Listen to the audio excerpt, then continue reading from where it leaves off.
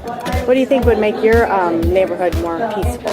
Love yourself and love others. Violence has taken too many young lives in Chicago, but youth aren't waiting around for someone else to solve the problem.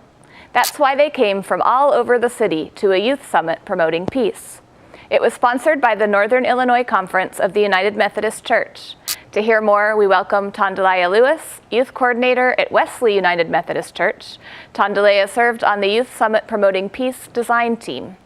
We also welcome Stephanie Sanabria, a 10th grader from Humboldt Park United Methodist Church, and Caleb Cecil, an 8th grader from Wesley United Methodist Church. I'm so glad you guys could be here to talk to us about this today. Thanks for having us. Thank you. Tell us, Tondalaya, why did this whole summit start? The Youth Summit actually came about from the Northern Illinois Conference.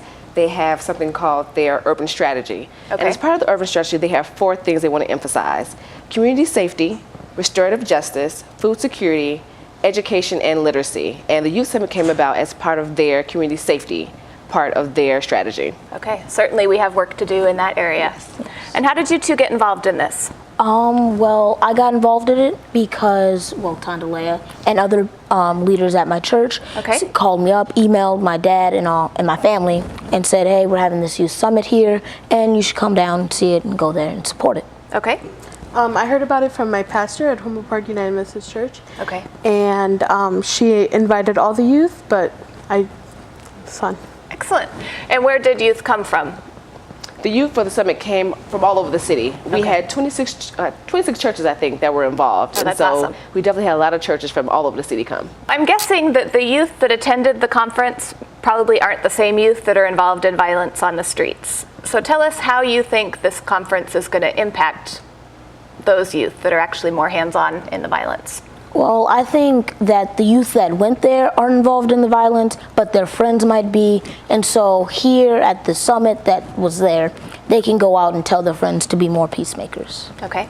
Excellent. Yeah, I feel like it was a great chance to learn more about it. And I actually did share a couple of things that I learned.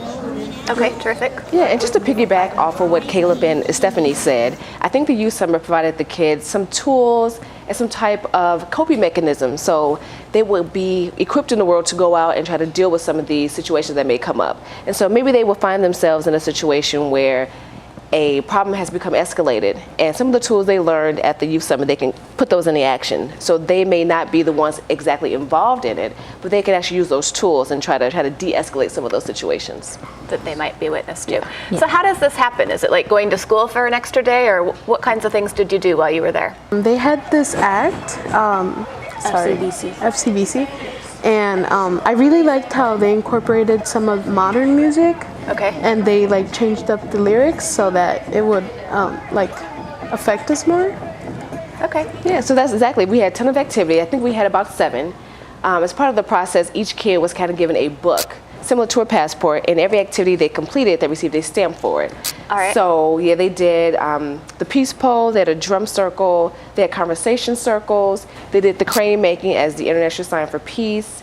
They also had a session where they dealt with inner peace as to how the kids are to kind of get their own inner peace so they won't be angry and they know how to deal with things that come along.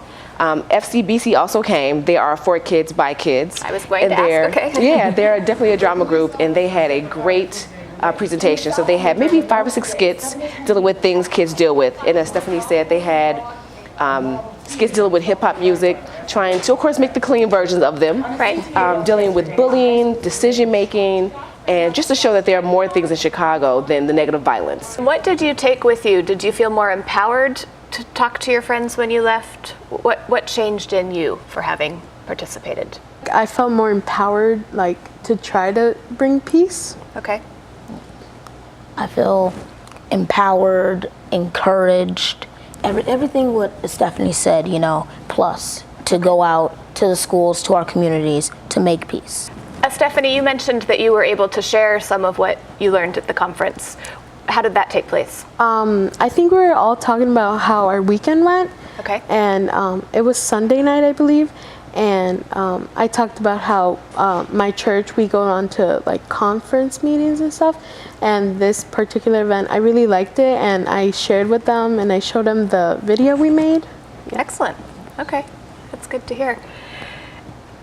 I understand that you signed a youth covenant while you were attending. Toward the end, we had Reverend Daniel Parks. Okay. From, I think he's from Faith United Methodist Church, and he kind of put together a covenant, 4 sentences, 4 paragraphs per, and it simply stated that the kids were, I will go into the community, I will encourage peace, I will promote peace. And so the kids had to recite it, and as one of their promises, as their covenant, they had to sign it.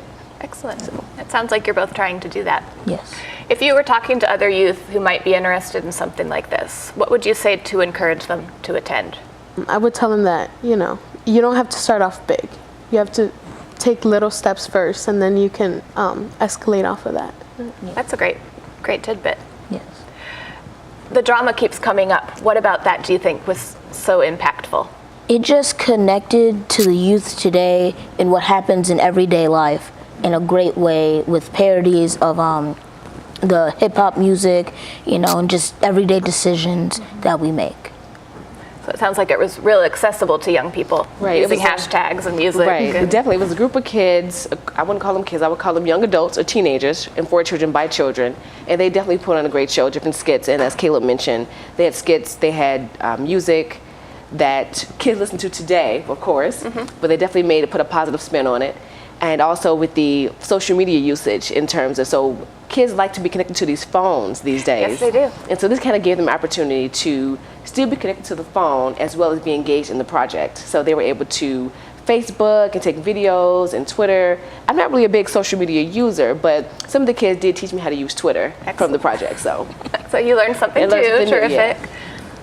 Yeah. What gives you, if anything, hope for this whole problem we have with youth and violence?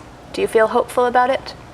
I really do, because just the fact that we have a program that talks about it and tries to share an output of the things that are happening now and trying to prevent it from happening, or spreading the word to try to stop it. Why do you think this is something that the United Methodist Church feels passionate about? Churches kind of have, I wouldn't say a duty, but they really have a belonging of community. Community is one of the midpoints of the church. And so to be able to serve the community is one of those things. And so the community is, churches are surrounded by communities. And so what else can a church do besides go into the community and start there first before it spreads abroad? So in order to strengthen the communities, I think the church has a really, really big job to do.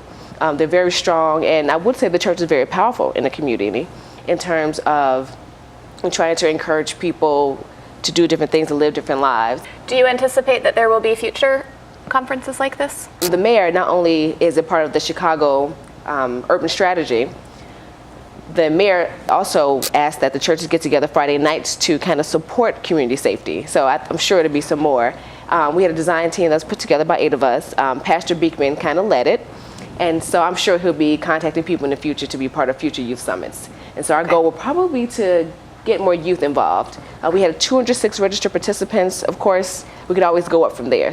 Thank you, Tandalea and Stephanie and Caleb, for being here and for sharing your message of peace and of hope with all of us. I am Polly Toner for Different Drummers and the Greater Chicago Broadcast Ministries. Keep the faith.